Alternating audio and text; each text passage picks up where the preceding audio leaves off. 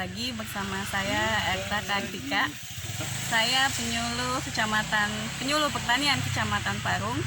Selamat datang di Desa Pemagarsari, acara kursus Taruna Tani di Poktan Sawah Gondang Asri, Desa Pemagarsari, Kecamatan Parung. Komoditas yang ada yang bisa kita lihat di sekitar kita saat ini yaitu komoditas tanaman hias. Di Taruna Tani ini ada beberapa komoditi yang dikembangkan oleh para pemuda tani, yaitu cabai, kemudian tanaman hias, ada juga sayuran hortikultura. Terima kasih, selamat menyaksikan. Assalamualaikum warahmatullahi wabarakatuh.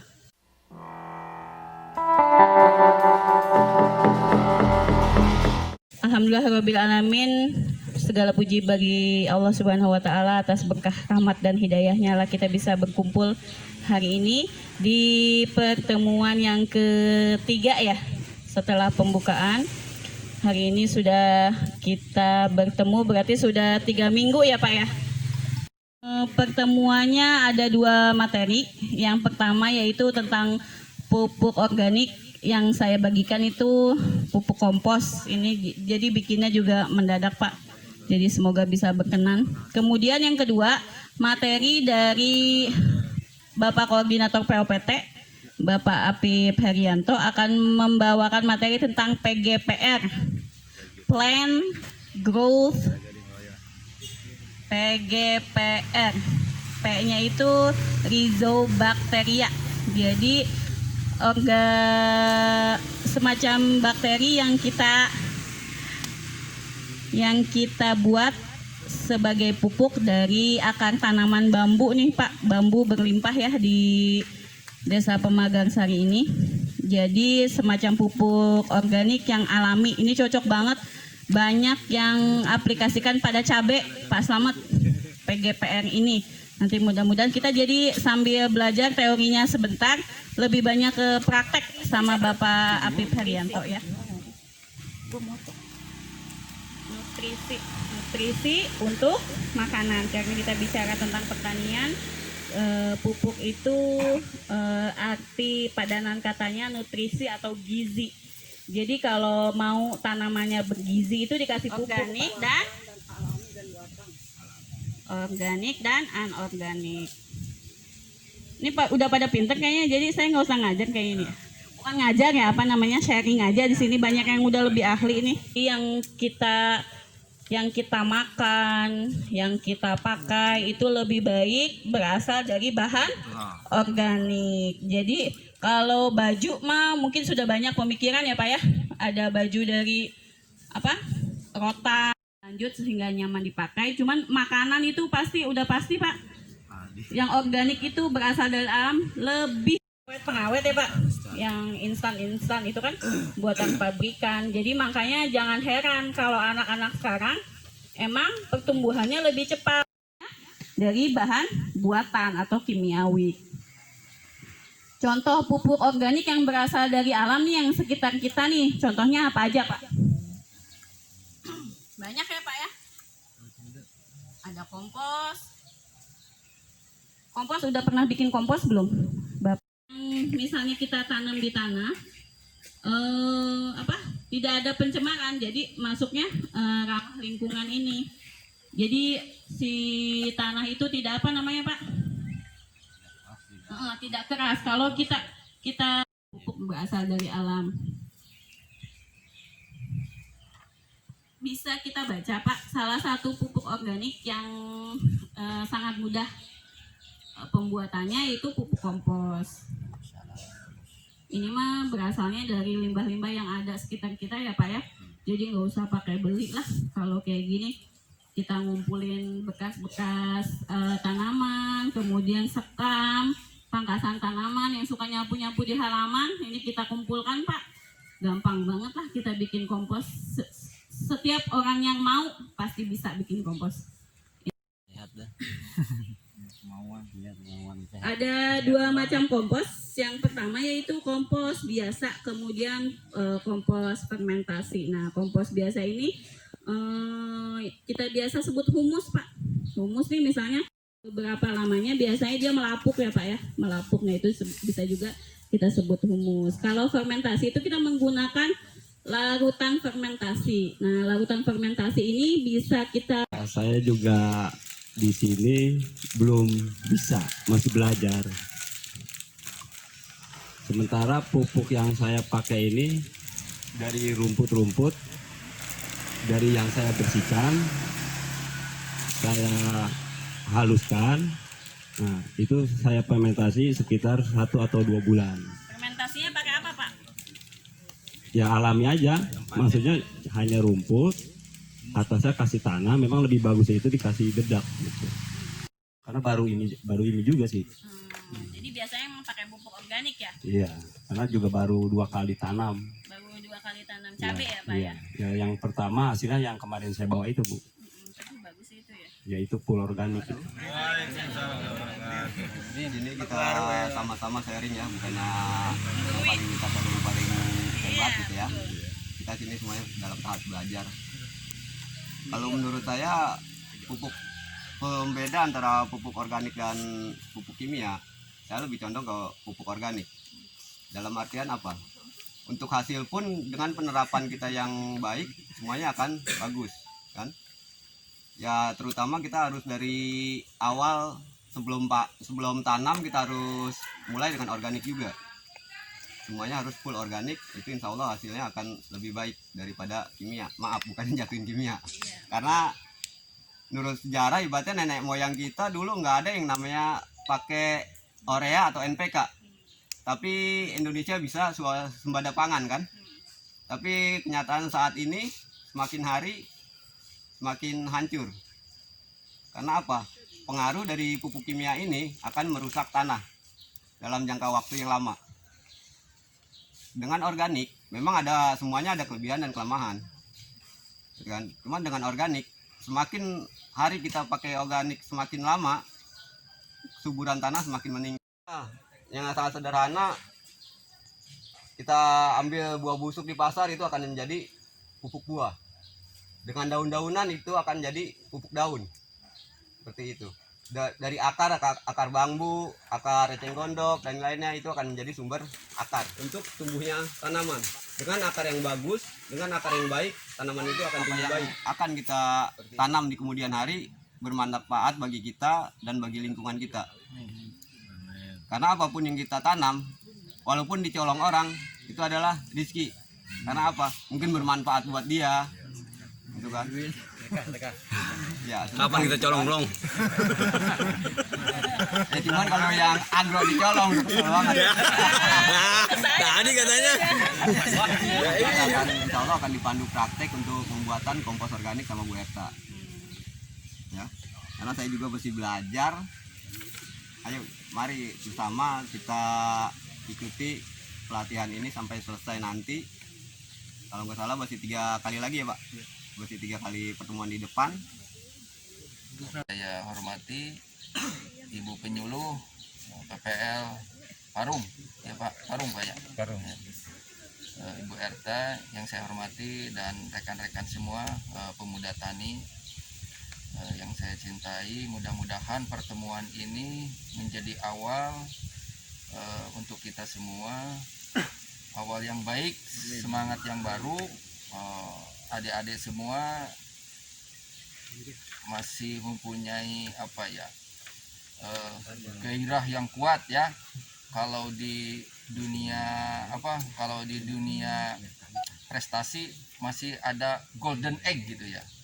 Golden egg itu adalah umur yang umur emas lah gitu ya, umur bahwa produktif gitu. Pola pikir kita di sini sebaiknya sekarang sudah mulai berubah nih Pak ya, rekan-rekan semua yang masih muda nih ya. Kita jangan berpikir bahwa pekerjaan itu, kita mencari kerja itu harus masuk kantor, harus masuk pabrik ya, terus berdasi ya. Pola pikir itu harus sudah mulai berubah. Kalau kita, negara kita, anak keturunan kita ingin berubah dan maju. Bapak-bapak atau rekan-rekan di sini, adik-adik di sini akan sangat capek kalau pola pikir kita arahnya ke sana. Ya. Ternyata di negara-negara maju, orang-orang di sana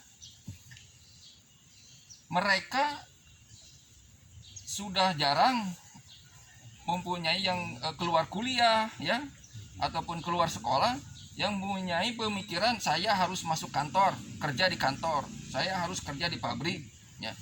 Tetapi mereka keluar sekolah, keluar kuliah, pola pikirnya bagaimana cara membuka pekerjaan.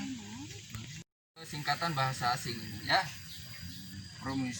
Plan, Grow, Promotion, Rhizobium. Nah, ini yang sangat aktifnya ini. Ya. Jadi plan tanaman, grow itu tumbuh, promotion pemicu ya, Rhizobacterium. Ini bakteri, Pak. Ini bukan fungi ya, bukan virus, ini bakteri. Rhizobacterium ya. Nah, kalau di Indonesia, diindonesiakan ini ya. Di sini saya juga baru nemu nih ya istilahnya. Istilah Indonesia itu RPTT. Nah, baru RPTT. Ya. Kalau bahasa luarnya ini bukan PGPR, Pak, sebenarnya. Kalau in English ya, bahasa Inggrisnya ya. Nah, oke lah ya. Jadi di PGPR ini yang bekerja itu bakteri. Rhizobacterium. Bakteri, Pak. Ya. Baiknya jangan mencatat lah, ya. Mending didengar, nanti kita praktek yang kelihatannya. Bakterium ini sifatnya tidak individual. Dia berkoloni. Ya. Berkoloni. Hampir sama dengan virus ya, berkoloni. Ngumpul lah berkoloni gitu ya, berkelompok. Ini koloni pemuda tani ya. Nah, berkoloni sifatnya, Pak. Ya. Jadi karena sifatnya berkoloni, kita sangat mudah untuk mengembangbiakannya.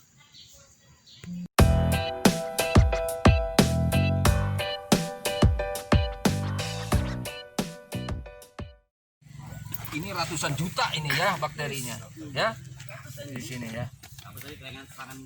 Ya, kalau nggak ada uang ini nih, ratusan juta nih. Ya. Ya, dedak, ini dedak nih, ya. Nah, dedak ya, bukan itu gergaji ya, bukan ya, dedak ya. Dedak ya, dedak ya. Nah, ini terasi, ya. Ini kenapa terasi? Saya mau tanya coba, kenapa harus pakai terasi? Langsung. Bisa, Bahannya bau. bisa. Bahannya Betul. Udang. Ya. Kalau ini ya dia apa ya, maksudnya tidak mengalami fermentasi ya. Nah, ini juga kapur sirih juga tidak mengalami fermentasi. Nah, ini adalah sumber jasa derniknya ya.